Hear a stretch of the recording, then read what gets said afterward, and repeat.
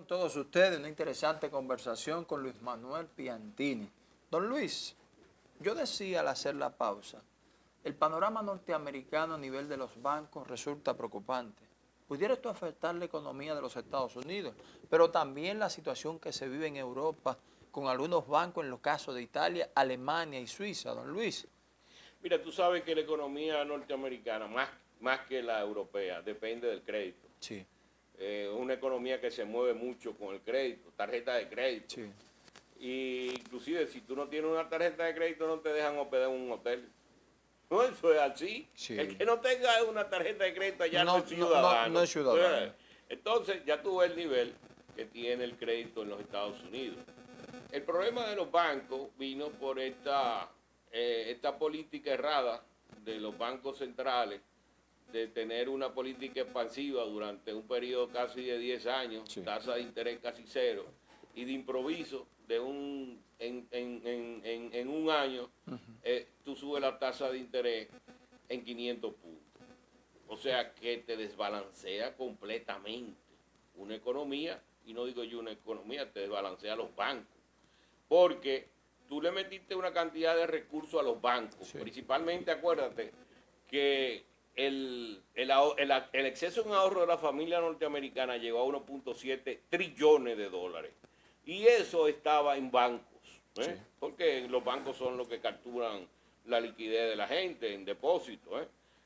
Esto se ha ido perdiendo, esta liquidez, ¿no? Sí, porque con la tasa de inflación, sí, que hay y con la caída en el salario real, la compensación que han hecho los ahorrantes es ir reduciendo el ahorro acumulado, sí, para compensar la caída en el ahorro real. Entonces, eso también ha sido un factor que le ha reducido la liquidez a los bancos. Y adicionalmente vino el problema del Silicon Valley, sí, y del otro banco en que hubo una corrida sobre ellos. Por una serie de situaciones que se dieron, que no vamos a entrar en eso ahora porque sería casi un programa completo, porque ahí está la caída de los precios de los activos. Entonces eso hizo que los bancos se pudiera ver ahí más o menos brevemente, porque yo creo que es bueno, porque don Luis, al parecer el temor de la liquidez de los bancos provoca cierto pánico a nivel mundial, ¿sabía? Sí, ahora en los Estados Unidos, ¿qué es lo que ha pasado? La gente ha cogido temor de los bancos pequeños y los bancos medianos y han transferido su depósito a los grandes bancos. O sea que los grandes bancos son los que están buchú ahora. Sí, sí, sí. Y los que tienen problemas de liquidez, que han tenido que aumentar muchísimo las tasas de interés, son los bancos medianos. Sí. Inclusive ahí hay un banco que, el First Bank, el First, no sé, Bank, que el resto de los bancos le prestaron 30 billones de dólares en un momento determinado por el problema que tenía en términos de liquidez. Sí. Y resulta que en sus resultados que mostraron ahora en marzo, solamente en el mes de marzo perdieron ellos 100 billones en depósitos. Sí. Ahí se derrumbó los precios. Y eso derrumbó ayer el mercado de valores en los Estados Unidos. Cerraron a la baja. Entonces, hay un problema que no se ha detenido. Inclusive, el presidente del JP Morgan señaló que ese es un problema que va para mediano plazo, que eso no se va a resolver en el corto plazo. Tú no sabes cuál sería el problema en el mediano plazo, hasta dónde llegaría la profundidad de eso. Pero el problema es que también eso puede afectar la economía americana. Aquí ya está afectando. Fíjate que el crecimiento de la economía dominicana fue solamente del 1.1% en los 2 primeros meses del año, según la publicación última del Banco Central. Cuando tú estás proyectando un crecimiento que dicen las autoridades y el Fondo Monetario Internacional por encima del 4%, la economía tendría que hacer un esfuerzo demasiado grande para poder llegar a ese 4%. Mientras que el Bank of America, en un trabajo que hizo que me pareció muy interesante, ellos proyectan un crecimiento de un 3%. El 3% sí me parece que podría ser más posible y deseable en una situación como esa. Porque para tú llegar al 4% tendría tal vez que aumentar la tasa de inflación. ¿Y qué es lo que pasa en esta economía? Que la gente es más afectada por la tasa de inflación que por el Producto Interno Bruto. Porque el Producto Interno Bruto de este país lo captura el 30%, 1% de la población. O sea que aquí estamos hablando, ¿no?, que el Producto Interno Bruto va a crecer 8%. Sí. Pues de ese 8%, el 1% de la población captura el 30%. Y si tú subes ese 1% al 10% de los más ricos y pudientes, posiblemente te lleguen al 70%. Y el otro, el 90% de la población, el 80% lo que se beneficia de un 20% del crecimiento del Producto Interno Bruto. Pero la inflación te ataca a todo el mundo, sí, y te afecta, sí, a todo el mundo. Claro. Entonces es preferible, como dice el objetivo de política del Banco Central, que su objetivo principal es atacar la inflación. Entonces, veamos si la necesidad de que haya un crecimiento que no sea negativo de la economía, ¿no, verdad? Sí. Y que sea moderado, pero que ataque la inflación también, que no haya un impulso tan fuerte que presione la inflación hacia arriba. Ya hay un movimiento bajista de la, sí, inflación. Entonces lo que hay que mantener ese movimiento bajista. Yo vi el otro día que alguien dijo, no, que las autoridades han sacado 5.000 millones de la calle y la inflación, y entonces la inflación no baja. Pero ve acá, tú estás protestando porque sacaron 5.000 millones y además quiere que la inflación se mantenga baja. Precisamente, para que baje la inflación se tiene que sacar esa cantidad en exceso de dinero. Le pregunto a don Luis, en ese mismo tenor, hay mucha preocupación en algunas personas, que me lo han expresado algunos amigos, con el tema del manejo de las tasas de interés en nuestro país. Se dice que vienen a la baja nuevamente. Para eso mismo que usted dice, tratar de detener esa inflación. ¿Pudiera esto afectar también la liquidez en nuestro país? Bueno, porque la tasa de, fíjate, el mercado financiero, el bancario dominicano, es un mercado básicamente oligopólico porque lo manejan 3 bancos. Y no 3 bancos, lo maneja el mayor de los bancos, que es el Banco de Reserva. Sí. Entonces, las tasas de interés son manejadas prácticamente por esos bancos, que te lo aumentan. O sea, el Banco Central tiene política monetaria. 5 meses que no aumenta las tasas. Okay. La ha mantenido estable, su tasa de política. Sí. No la aumenta. Y la inflación viene cayendo. Sí. ¿Verdad? Entonces, ¿por qué te van a aumentar un 25% las tasas de los bancos? Un 25% de las tasas. Cuando te hablo de un 25, es que tú estés en un 15 y la suba a 18, a 19, es un 25 de aumento. Sí. ¿Por qué? Si no ha habido ningún movimiento de política monetaria y no ha habido un aumento de las tasas de inflación que te reduzca el poder adquisitivo a ti como banco, sí, de tu tasa efectiva, tú vas a seguir aumentando la tasa de interés. Eso es lo que hace es que está absorbiendo más liquidez hacia los bancos y poniendo menos liquidez en la calle. ¿Tú me entiendes? Okay. Quiero quedarme mismo porque sé que este tema es sumamente interesante, don Luis. Manejándola de esa manera, pero hay algo que entienden los ahorrantes: cuando suben las tasas de interés para los préstamos, ha de subir las tasas de interés para los ahorros. Entonces, es lo que uno supone. Bueno, pero ese es un mercado competitivo, pero yo te estoy diciendo que hay un mercado oligopólico, que lo que se tiende es aprovechar más la rentabilidad hacia, sí, los accionistas y los administradores de los bancos, ¿tú me entiendes?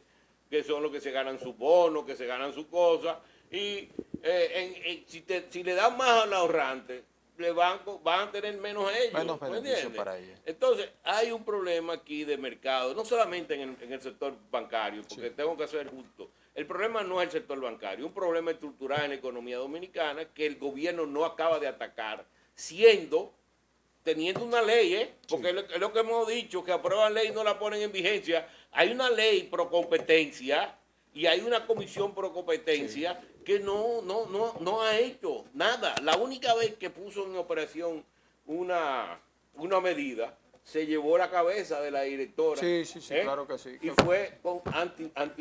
fue ilegal, sí, porque esa persona tenía un periodo adicional para permanecer ahí por ley y la quitaron porque sí, aquí la ley no importa. No, y recuerdo que atacó un sector muy poderoso a raíz de esa situación. No, vamos a dejarlo, vamos a no llegar hasta allá. Pero don Luis, ese equilibrio, tasa, hay algo que también resulta preocupante, a veces la población no entiende. Hace un tiempo vemos que las tasas de dólares y euros mantienen unos niveles hacia la baja, pero muy mínimos y variantes. 54, 55, 55, 60, 55, 80, un euro con 62 y por ahí se mantiene más o menos oscilando en ese orden. ¿Esto pudiera ser parte de esa estrategia de desinflación? No, fíjate, en Costa Rica la moneda prácticamente se ha apreciado 8 o 9%. Sí. En Colombia, el peso colombiano de 5.000 pesos por $1 que había en Navidad, ahora está en 4.500. O sea que se ha fortalecido en 500 pesos. Okay. O sea que no solamente eso está pasando en República Dominicana, sí, sino que hay muchos países de América Latina donde la moneda nacional se ha venido apreciando. Pero hay un elemento adicional. El gobierno se adelantó y tomó una gran parte de los préstamos que están en el presupuesto para todo el año. Sí. Entonces, 4.000 millones de dólares que deben haber ingresado. Por eso es que tú ves también que las reservas internacionales han aumentado del Banco Central, sí, porque han sido alimentadas por ese ingreso de esos recursos del gobierno. Todos esos recursos del gobierno también han ayudado a que se mantenga apreciada la moneda dominicana. Ahora, tú me dirás, ¿y para qué el gobierno tomó esos recursos aumentando los depósitos en el sistema bancario? Sí. Porque ahora se han inflado los depósitos del sistema Sí. del sector público y tú dirás, pero es que no tienen nada que hacer con ellos y por eso lo tienen aumentado. Bueno, lo que pasa fue que según el ministro de Hacienda, ellos se adelantaron evitando que siguieran aumentando los costos en los mercados internacionales. Pero yo vi un artículo de un ex director de impuestos internos que señalaba, sí, pero ¿cuánto le va a costar al país haber tomado ese dinero y con la tasa de interés que se está pagando ahora sin su uso? Esas son de las cosas que hay, pero bueno, por eso que te digo que han habido movimientos que le han dado buenos resultados. No, y que han dado la respuesta de por qué la tasa de cambio se ha apreciado, ¿entiendes? También es la política del Banco Central de reducir la cantidad de dinero en circulación y el de mantener altas las tasas de interés, sí, que han reducido la disponibilidad de crédito también. Sí. El sector de la construcción, un gran demandante de insumos, sí, se cayó un 11% en los primeros meses. Sí. Entonces tú ves que ha habido una reducción en las actividades, inclusive en la calle tú lo ves, hay menos carros. Sí, sí, sí. O sea que realmente hay una situación en el país de una reducción de las actividades económicas. ¿Hasta dónde vamos a llegar? También lo hay en el resto. Bueno, los Estados Unidos se prevé que aumente en el primer trimestre de este año la economía un 2.5%. Una cosa sorprendente. Sí. Pero eso ha sido básicamente por lo que hemos dicho, que el exceso de ahorro que se dio por las ayudas federales han sostenido el consumo en los Estados Unidos. Ahora ya se ve que ha habido que comienza a caer en ciertos tipos de consumo, sí, porque hay otros consumos, los fast food han aumentado, sí, sí, sí, han aumentado la venta de los fast food. Restaurantes, fast food, negocios, cafeterías. Y han aumentado su rentabilidad, sí, y los precios de las acciones en la bolsa, sí, pero hay otros, las tecnológicas, una serie de empresas que han los bienes muebles y una serie de bienes, igual que en el mercado inmobiliario, que han caído los precios. ¿En República Dominicana ha pasado esto con los inmobiliarios? ¿También ha bajado los precios? No sé, porque este es un mercado tan extraño. No, porque aquí el precio lo pone cada quien de acuerdo a lo que haga. Y además este mercado no se alimenta solamente de los dominicanos. Aquí hay muchos extranjeros de Centroamérica y Suramérica, sí, sí, que también son los que han financiado este gran boom que tú ves de la construcción en el, sí, país. Los grandes centros comerciales son prácticamente extranjeros que lo están haciendo, ¿tú me entiendes? Sí. Capital venezolano, capital mexicano, capital El Salvador, sí, Guatemala, Colombia, posiblemente. Sí. Ahora precisamente se dio hoy el cambio del ministro de Hacienda en Colombia. Sí. Eso ha creado mucha inquietud y posiblemente dicen que eso va a endurecer la política de Petro. Sí. Eso posiblemente haga que haya más capitales colombianos que vengan al Sí, país. que se muevan a otro Que destino. se muevan para acá, Sí, se mueven para sí, Panamá, claro. para mercados mucho más estables. Que haya un nivel más de tranquilidad en esas Sí, inversiones. que la política, nosotros hemos, gracias a Dios, hemos tenido gobiernos que han sido responsables desde el punto de vista macroeconómico. No estamos hablando de ideología ni nada de Sí, eso, sí, sí, estamos no del manejo hablando de la macroeconómico. situación macroeconómica. Se han sabido manejar, o sea, el déficit de 3%, tú me dices, las deudas están aumentando, sí es verdad. Hay una situación ahora muy preocupante a nivel internacional y eso hace que el gobierno debe ser sumamente cauteloso con sus operaciones, sumamente cauteloso y evitar que haya una presión sobre el aumento de la deuda. Primero porque la deuda está siendo más cara a nivel internacional.